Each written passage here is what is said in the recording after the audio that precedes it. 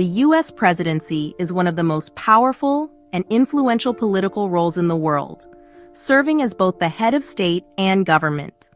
But what are the legal foundations that define this office, and how have they evolved over time? Today, we'll explore the constitutional framework, executive powers, and pivotal legal challenges that have shaped the presidency into what it is today.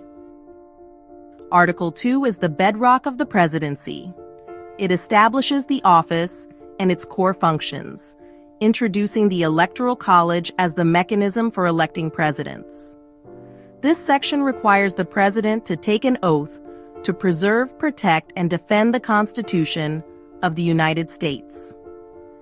It also grants key powers, such as the authority to serve as commander-in-chief, issue pardons, negotiate treaties, subject to Senate approval, and appoint federal officials, including Supreme Court justices. But Article 2 does not operate in isolation. The system of checks and balances ensures that the president shares power with Congress and the judiciary. For instance, Congress's power to override a presidential veto, or the Supreme Court's ability to declare executive actions unconstitutional, are critical safeguards against the abuse of executive authority. Over time, the scope of presidential power has grown, often in response to national crises or changing political dynamics. One notable area of expansion is the use of executive orders. While not explicitly mentioned in the Constitution, executive orders have become a powerful tool for presidents to direct the operations of the federal government and influence policy. For example, Franklin D. Roosevelt's Executive Order 9066 authorized the internment of Japanese Americans during World War II, while Harry Truman's Executive Order 9981 desegregated the armed forces. Another significant development is the rise of executive agreements. These are international agreements made by the president that do not require Senate approval, unlike formal treaties. Executive agreements have become essential in foreign policy, particularly when swift action is needed, such as during trade negotiations or military alliances. The impeachment power is another essential mechanism for holding the president accountable. The Constitution allows Congress to impeach presidents for high crimes and misdemeanors. While only 3 presidents, Andrew Johnson, Bill Clinton, and Donald Trump, have been impeached, none were convicted by the Senate, leaving them in office. The U.S. Supreme Court has also played a pivotal role in defining the limits of presidential power.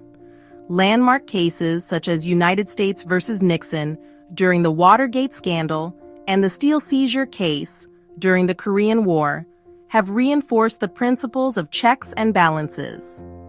These rulings ensured that no president is above the law and highlighted the judiciary's role in overseeing executive actions. Legal challenges to executive power often arise when actions are perceived to exceed constitutional boundaries. For instance, immigration orders, such as Donald Trump's travel ban, face significant legal battles. Similarly, military actions without formal declarations of war have tested the limits of the War Powers Resolution of 1973. The power to grant pardons is one of the most distinctive and, at times, controversial aspects of the presidency. Intended as a means to correct injustices, it has occasionally been criticized for perceived abuses. Gerald Ford's pardon of Richard Nixon following the Watergate scandal remains one of the most debated examples.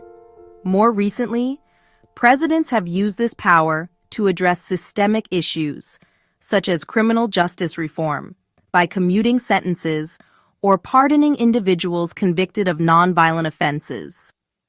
The U.S. presidency is a dynamic and evolving institution, deeply rooted in the Constitution, but shaped by centuries of legal challenges and precedents. As the nation continues to face complex challenges, from global pandemics to cybersecurity threats, the presidency remains a dynamic and evolving institution. While its foundations are firmly rooted in the Constitution, the office is continually shaped by legal challenges, historical precedents, and societal expectations. The balance between executive power and accountability will undoubtedly remain a central theme in the ongoing story of the U.S. presidency. If you found this deep dive into the legal aspects of the presidency insightful, don't forget to like, subscribe, and turn on notifications to stay updated with more thought-provoking content. Thank you for watching, and we'll see you in the next video.